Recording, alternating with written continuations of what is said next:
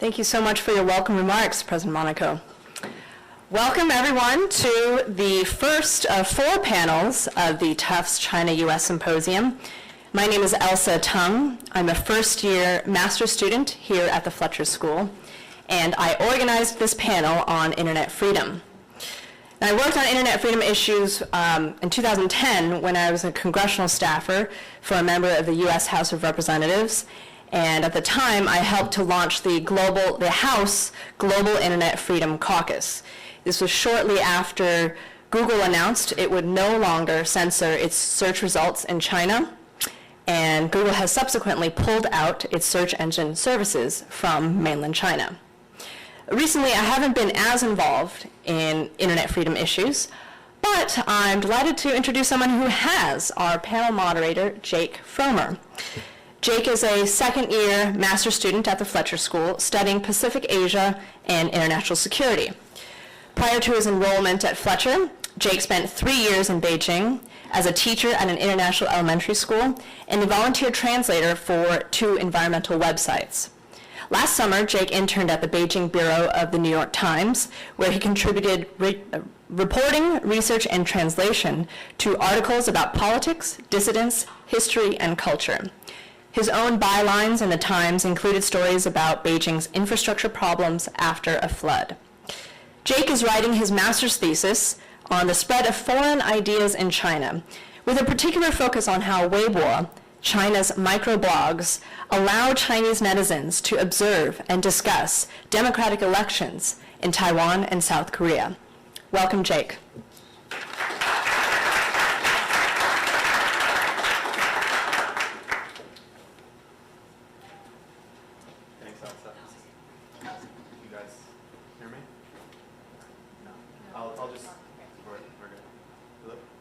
Hello? Okay, great. Okay, thank you, Elsa, and thank you. Elsa actually organized this panel. I'm just the moderator, so let's give her a round of applause. Definitely deserves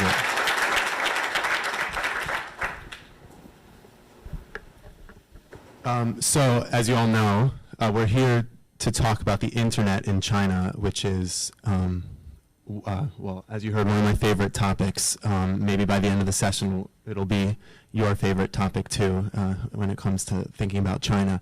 It's really important, and to illustrate that, I just want to give you a few numbers. I don't want to make anyone's eyes glaze over with numbers, but I think these really illustrate how powerful this subject is. According to the China Internet Network Information Center, which is a government body that deals with the internet in China, it's an official organ. So these statistics are probably the where you'd go if you want to have information about how many people in China are using the internet. There were 564 million internet users in China at the end of 2012, which is about 8% of the world. So 8% of all mankind is a Chinese internet user. So we're dealing with a big topic here. And of those, 300 to 400 million are active on, or at least using microblogs, something like Twitter, although in China they can't access Twitter easily, so it's usually a domestic piece of software. So we have a population the size of the United States, maybe even bigger, that's going on microblogs in China. Of those, 200 million can use their cell phones to get on the microblog. So you can imagine as smartphones get cheaper and go into the countryside and places that didn't originally have nice technology like that. You can imagine the implications of that when somebody sees someone doing something that isn't right or isn't good or is damaging to property or the environment or another person and snaps a picture of it and posts it online, and all of a sudden, in theory, 1/8 of humanity can see it at the snap of a finger. And I think that's why this is such an important topic. It's important to the government in China. It's important to anybody trying to understand China and the dynamics between the people themselves and between the people and the government there. And President Monaco mentioned trust. This trust definitely applies here between the people and the government, and between China and the US, as Elsa mentioned, the Google situation. Maybe that'll come up at some point today. Anyways, I'll quickly introduce our panelists. I'm really excited to be here talking with them. Sarah Cook is a senior research analyst for East Asia at Freedom House. I know a lot of Fletcher students look at their materials for research. She leads the editorial team producing the China Media Bulletin, which is a bi-weekly news digest of media freedom developments related to the PRC, to China. Her comments and writings have appeared on CNN, the International Herald Tribune, the international version of the New York Times, and the Taipei Times, as well as the U.S. Congressional Executive Commission on China. She has master's degrees in politics and international law from the School of Oriental and African Studies in London. Our second panelist is Rob Faris. He's the research director of the Berkman Center for Internet and Society at Harvard. His recent research includes internet content regulation, state censorship, and surveillance practices, as well as broadband and infrastructure policy, and the interaction of new media, online speech, government regulation of the internet, and political processes. And Dr. Faris actually is a Fletcher alum. He has a master's and PhD from the Fletcher School, so we're happy to welcome him back here. And then finally, our third panelist is David Wertime. David is the co-founder and editor and co-editor of Tea Leaf Nation, which is an English-language online magazine that synthesizes and analyzes Chinese social media. I look at this site every day, probably more than once a day, or every afternoon, then every night. I look at it too much. It's an amazing site. I really think everybody should check it out. And I know that anybody who is even remotely interested in what's happening in China today and what the Chinese people, if you want to say it like that, are thinking, everybody goes on this site. It's huge. And his writing has also appeared on The Atlantic and the Huffington Post, as well as on the Tea Leaf Nation. So he's a graduate of Harvard Law School. So this is a really good panel here. I think we should all be very excited about it. And as we go into the first question, I just wanted to leave you all with a quote, which is actually from a Fletcher School alum who is now the ambassador to the United Kingdom from China. His name is Liu Xiaoming. And he said, let me find my quote. He was interviewing with BBC, and they were talking about internet censorship. And the BBC interviewer said to him, if one of our China correspondents goes to China and wants to get on Facebook or Twitter, he can't. And this was Fletcher alum Liu Xiaoming's response.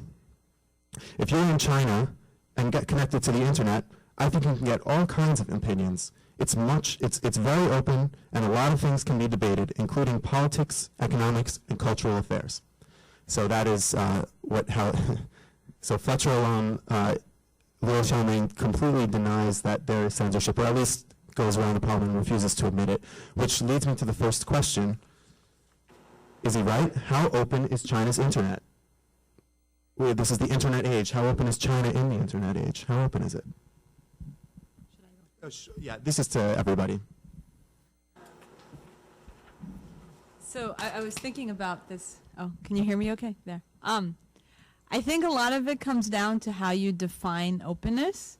I think if you define it as Chinese people being able to access the internet in terms of getting access to the technology, being able to access video sharing websites, microblogging platforms, then just as Jake was describing in terms of these staggering numbers, then people have access to that. I think if you're talking about people then being able to do things like share family photos and talk about their vacation and do a lot of the things that if you think about what your friends post on Facebook all the time, then Chinese people have a lot of opportunity. Chinese internet users have a tremendous amount of opportunities to do that.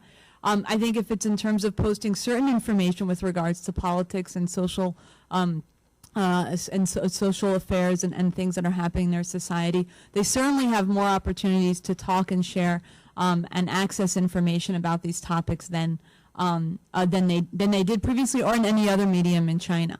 But there's a big but, and I think if you really look at the barriers to and the obstacles and the system that the Chinese Communist Party and the Chinese government have set up for managing and controlling what Chinese people do online once they have access, then you see that there's actually quite a closed ecosystem here. And I think we're going to talk more about the specific controls, but I think we've all heard about the Great Firewall, about the way in which there are actual gateways that internet traffic in China passes through if you want to reach content that's based on servers outside of China.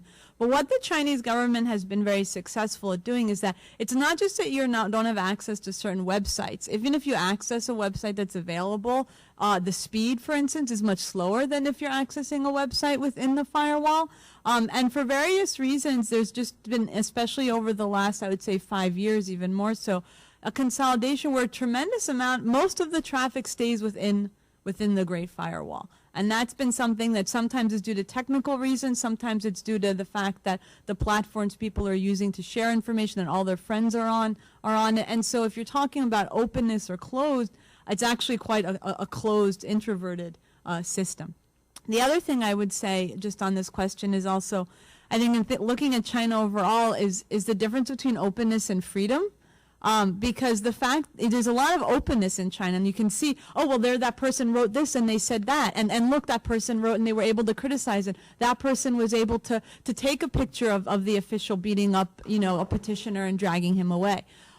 So you have that, but I think the question is, does that equate to freedom? Because first of all, that post can be deleted. It may be up there for a minute, but then it'll be taken down 24 hours later, or maybe it'll be taken down a week later when for whatever reason you have a lot of censorship that happens retroactively. And maybe it may be that person who then took that photo will be detained. And you know what? They might not be detained now. We've had several cases recently of people and activists who had been writing all kinds of things, and they get brought up on these murky subversion charges about something they wrote 5 years ago. So if there's keeping tabs on internet users and what they're writing, well, then how free are they really to be writing these things? And then of course there's the question that once you get pulled in on those kinds of charges, what kind of protections do you have? Is there an independent court? Are you able to have access to a lawyer? On freedom of expression cases in particular, you're very unlikely. Criminal cases in general in China, but especially freedom of expression cases, it's very, very, very difficult to get. To be found not guilty, even if what you did actually technically didn't violate China's own laws. So I think when people look at some of the ratings with regards to how Freedom House, when we look at China, for instance, our Internet Freedom Index is on a scale of 0 to 100, with 0 being the best and 100 being the worst. And China is deeply in the not free category. It scores an 85. And I think it's really a big part of that is because of this distinction between, I would say, openness and freedom, and the arbitrariness, the rules, and the protections that users may or may not have. So I'll stop there. I don't want to speak for too long. So I think this microphone should work. Is it working? Is it on? Great. So it's wonderful to be back here. As Jake said, I was a student back here. My studies started in 1993. I sat in this very auditorium for orientation. I remember it very well. I had an AOL account back then, and it said, "You've got mail." When I had an email, it would come in. There was almost no spam. If I wanted to read an article, I had to go to the library. If I wanted to hear a talk, I actually had to physically show up in the location. So I'm very appreciative of all of you who have come out today through the rain. A big thanks to Elsa and Jake for organizing this. So obviously the world has changed dramatically since then, and in China, it's more open there in almost every respect compared to 20 years ago, and a lot of that is by virtue of digital activity, so there's no question about that. There are areas that are not as open as some people would care them to be, and that is a fairly small but very, very crucial and important part of life, I would argue. The one distinction I'd like to draw, just to open things off, is between access to information and ideas and facts and the ability to organize online. I think the thing that internet commentators have typically overestimated to a great extent is the impact of access to information on social and political life. The notion that just throwing ideas out there, the access to different ideas, the full range of ideas, is going to change the world. Most people have backed off on those simple, certainly those simple kind of techno-utopian ideas of political change. We of course know that political change, that good governance, that freedom of the press, all these things are built upon multi-layered institutions that are made up of networks and coalitions of people, and that online organizing is now filling a very important niche in that space in places around the world. And I think one of the key distinctions that we should draw in China is that access to information is quite open. That if people want to find out about a political event or people or places, despite the layers of content controls that are put there, these things tend to travel around and they're out there. The more difficult part of things, which is creating communities and bringing communities together. I'm not online, am I? Yeah? Would it be better if I go through that? Yeah. So it's this distinction between online organizing and passing ideas around is not lost on the regulators in China, and it's very clear that they are much more intent on providing obstacles or inhibiting political organization online, and they're much more serious about that. I'd recommend a study by Gary King and his colleagues at Harvard. Some folks are nodding there.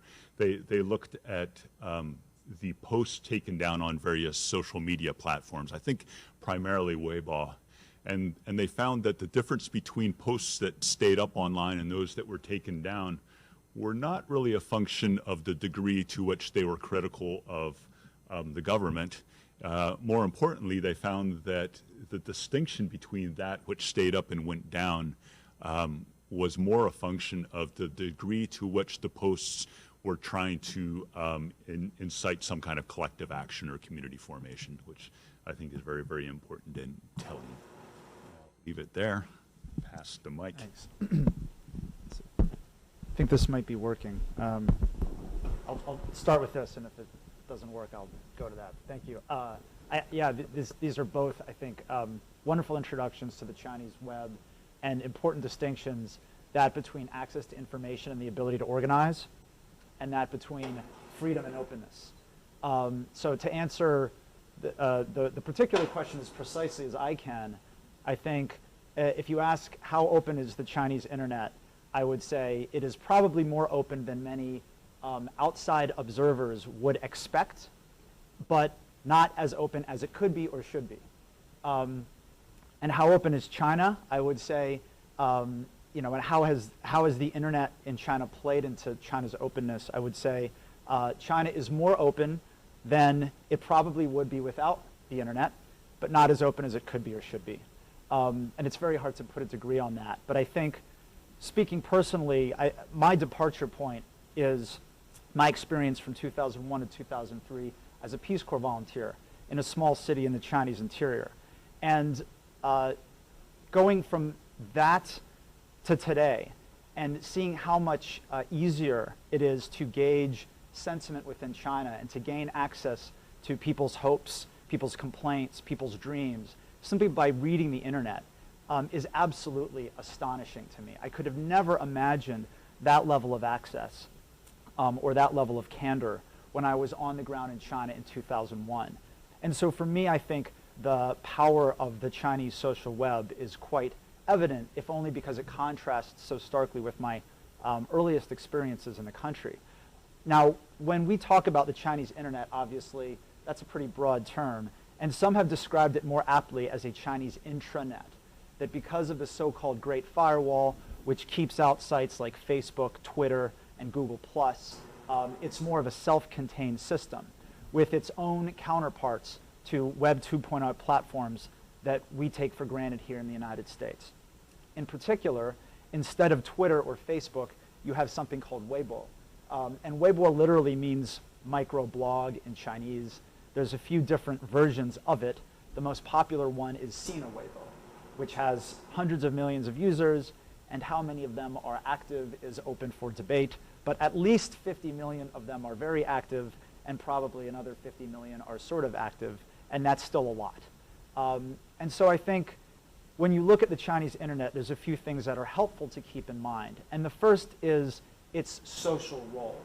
I think because of the lack of other democratic institutions that transmit grassroots sentiment to the political level, because of the lack of platforms like Twitter and Facebook, and because of the lack of other platforms for free speech and debate, the Chinese social web, and in particular Sino-Weibo, is immensely, I think, infused with promise and also fraught with disappointment.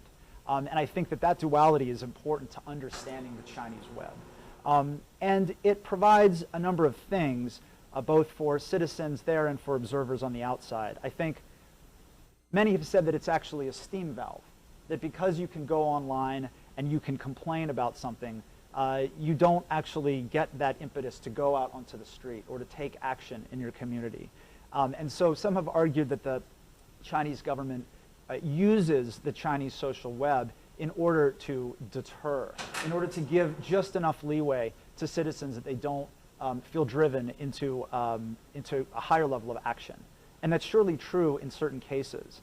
At the same time, as I said, it's the closest thing that China has to a platform for free speech, free debate, breaking news on some of the sensitive issues of the day.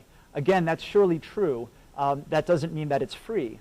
But if you look at the available alternatives, it's surely among the freest. And finally, I would say its value is as a window, both for us on the outside as Americans, as foreigners who are looking into China, and for those within China too. Both the Chinese government and Chinese citizens use it that way. For the Chinese government, it's a way to gauge sentiment on the ground, to determine what people are willing to give you a pass on and what people really feel strongly about. And for other Chinese citizens too, I think it's a window into the larger zeitgeist of the age. And I think that's actually tremendously important and underestimated as a motive force. Because if you have a minority opinion in China, you can now go online, and even if you're not an active web user, you can get a sense of, okay, there are 10,000 people who agree with me. And I think that's actually very powerful in ways that we can't yet anticipate or quantify. So that's my best shot at answering that question. Thanks so much. That's great. Well, first of all, I forgot to let everybody know, I'm going to be asking some questions first, and then we're going to open it up to the audience. So please, if you think of a good question, write it down so you can ask it at the end. We'll probably have a half hour for audience Q&A, so come up with some good ones, please. So my next question is going to go to Sarah. Of course, anyone else is welcome to jump in. And I don't know if you are Quentin Tarantino fans, but his newest film, Django Unchained, was supposed to go to China. China has quotas on how many foreign films can come in every year, and Django somehow made it in. And there were reports that, Tarantino was going to kind of, I guess, change the color of the blood to make it more pleasing to a Chinese audience. I don't really know what that means or why that would even be the case. I don't understand that logically. But anyways, that's how he was going to do it. And then the movie was released. And then from what I read, a few minutes into the opening session around the country, they decided to just cut it and said, you know what, we're not going to do this. People, called from above and told the movie theaters to shut it down. So with that, I'm going to get to the second question, which is, how does censorship work in China? I know we're talking about the internet. Maybe you can go into a little, just briefly, just in general, because they don't just censor the internet in China. And when I say they, we'll get into that into a later question too. But can you explain just what is censored and how it actually works, Sarah? Thanks. Okay, this is a big question. We have an 8,000-word report about how internet censorship at least works in China. Well, first I would say traditional media censorship actually works quite differently in some ways than internet censorship, and I think this has to do with issues related to ownership. So traditional, I guess film is maybe a bit different, but traditional media censorship, if you look at television censorship or newspapers, newspapers are owned at least in part by the state, and in a majority part, in some cases completely owned, and some cases very directly controlled by the Communist Party, in other cases less directly controlled, but that creates its own system with regard and incentives with regards to hiring and firing and various controls that exist in the traditional media, where the internet is very different, because if you think about these kinds of platforms like social media platforms, these are essentially private companies. And so then the relationship is a little bit different. The way in which the authorities manage how you monitor and remove content is different. That being said, the presence of the state and the Communist Party is very present, and particularly when it comes to this issue of the backbone level. What I would say about internet censorship is I would say there's three things to keep in mind in terms of, I guess, some of the features. One is the multiple layers of it. Two is the scale and the scope. And three are the nuances. So in terms of the multiple layers, when we do these assessments of internet freedom, it's not just looking at, is a website censored or is there a blogger arrested. We've got about 20 different indicators, and within those multiple sub-indicators, and we did a chart of internet controls, and China gets an X, at least to some degree, on each one of them. You have, in terms of, and since it's not only by censorship, that's the thing. So you have on the one hand this great firewall, so that blocks content, people from accessing content that's on servers outside of the country, where in terms of both the legal system and in terms of the government, the political power that the authorities have to control is much weaker.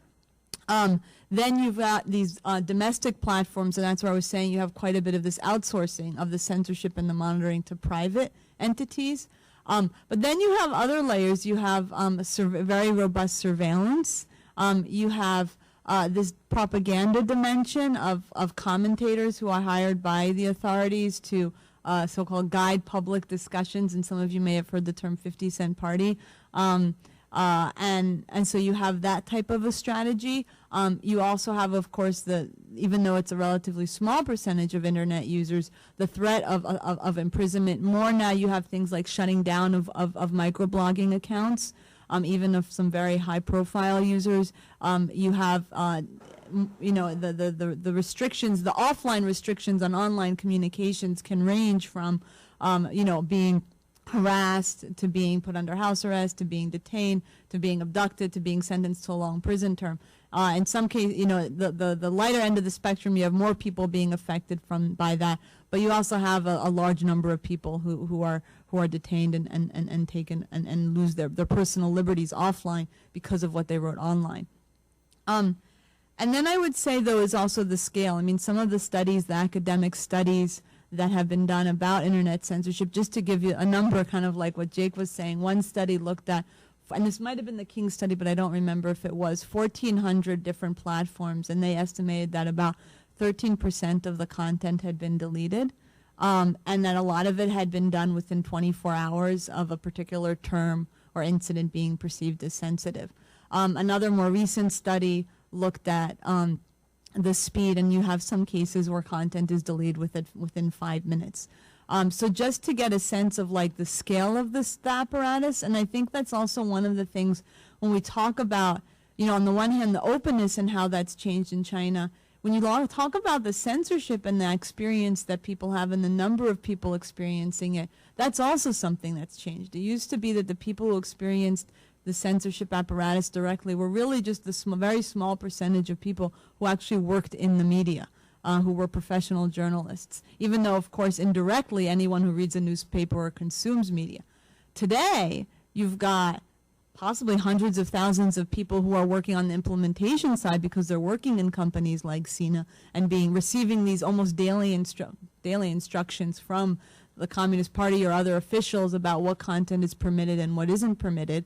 And then you've got internet users, especially when there are these overkill moments where the party apparatus goes into like overdrive, and words like tomato or jasmine or today or Egypt all of a sudden are encountering censorship. And even not in those instances, just millions of people who have had this experience of trying to do what Jake was saying, it creates this level of disillusionment with the system, and that's one of the reasons why censorship itself is something that a lot of Chinese people are frustrated with.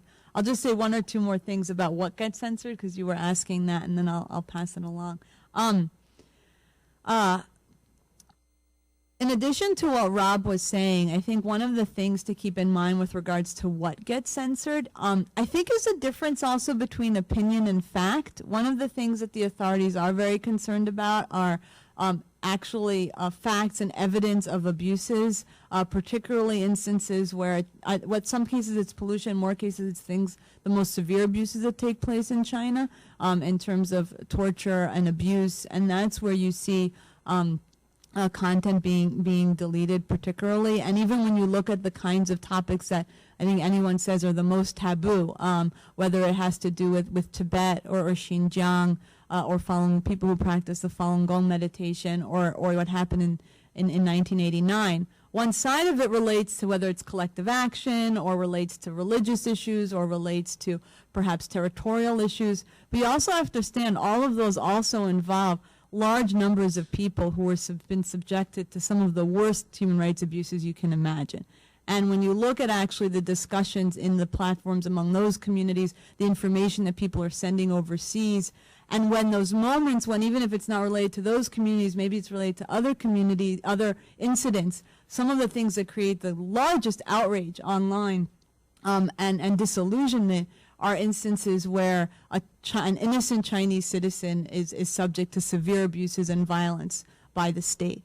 And so you actually have, that just is one example of some of the information that is also taken down. But you also have, I think a big part of it is that there isn't a clear line, and that's part of what keeps users on their toes, it keeps journalists on their toes. It's also what makes the Chinese censorship system unique because of that adaptability. So something that's not permissible today may be permissible tomorrow and vice versa. So that's one of the things where you also see this constant speed, and where, you know, on the one hand, in some cases you may have information related to environmental issues, related to health, related to product safety that may be deleted, but then on the other hand, you can also have a lot of content that is available. So that type of arbitrariness and the nuance of what's permitted or what's not is one of the things that that really characterizes also the way the censorship and communication apparatus works in China. Sure, I'll just pile on a couple observations on that. The big difference in China compared to the rest of the world, I think, is interesting, and is that China is able to enlist the help of intermediaries, and that puts China in a unique position around the world. It's likely the envy of anyone who would want to control the internet. The rest of the countries around the world that want a YouTube video taken down, a tweet, something like that, is going to have to negotiate with Google or with Twitter. In China, they have the luxury of being able to offer alternative social media platforms, push the others out of the market, and require the intermediaries to police their own sites, which is a very powerful mechanism that is not available to any other country around the world. So that certainly sets it apart there. I think the other point about internet censorship is this is an issue that countries around the world are struggling with. Including the United States, Europe, Australia, you name it, there is a coalition for censorship in any and every one of these countries. And blocking content on the internet is just inherently a very difficult and imperfect undertaking. And the people who attempt it have the choice of either dialing it up and taking out a greater percentage of the information that you don't want out there, and in doing so, taking out a lot of innocent and harmful and productive speech, or being very, very modest in what you try to take down and missing a lot of the things. It's just, it's inherently hard and a struggle for countries around the world. On that? I have more to say, but I think it's in response to an upcoming question. Sure.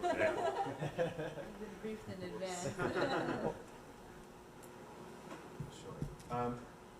Yeah, my next question actually will go to Rob first. And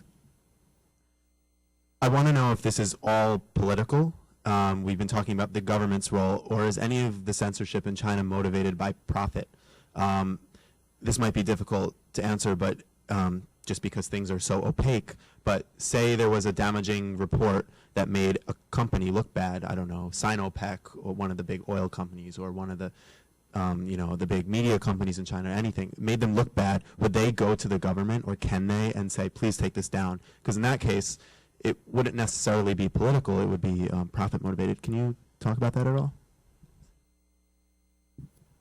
Yeah, I can speculate. It's a black box, and knowing what individual actors are able to ask for and achieve, we don't know. I don't think. Maybe someone here does. It's an interesting mix of economic and political and other motives that go into this. Certainly, the official description of why things are blocked and the rationales for doing it is one animal, and then there's political and economic things that underlie it. It's hard to separate them as well because the political ends are often consistent with the economic ends. I just mentioned the blocking of prominent social media sites, or even the New York Times. I mean, YouTube, Twitter, Facebook, you name it. They're blocked often enough that they can't really effectively compete in Chinese markets. And that's very helpful for the domestic industries there, and they've succeeded with the help of that. But that's also consistent with political ends, so it's hard to unravel those two. Could the oil company go and ask for something to be taken down because it's against China's economic interests? They certainly could, and I think if they made the right argument, they could succeed in doing that. The question we don't know, and which we would love to know, is what's the real economic impact of censorship in China? Not only in China, but in any country around the world. And China is a particularly vexing example for those that would like to make the case that censorship is damaging to economic growth. I mean, what would we think that economic growth would have been without censorship? It would have been 12% a year over the past decade. I mean, China has been very, very successful with this regime put in place. That might change in the future, but I think, our best guesses so far has been that really hard to establish that it's hurt in terms of economic growth. Political reform, perhaps, even that is, we don't have a counterfactual, and we don't know what to compare that against. So I think I probably answered a different question in doing so, but. Maybe David remembers the details of this better. There was a scandal recently that was exposed about, not so much about companies going to the government, but going to the social media sites. So some scandals about whether the Baidu search engine there were people there who were being paid to change search results, or also people like a certain market that had developed for the deletion of certain damaging posts. And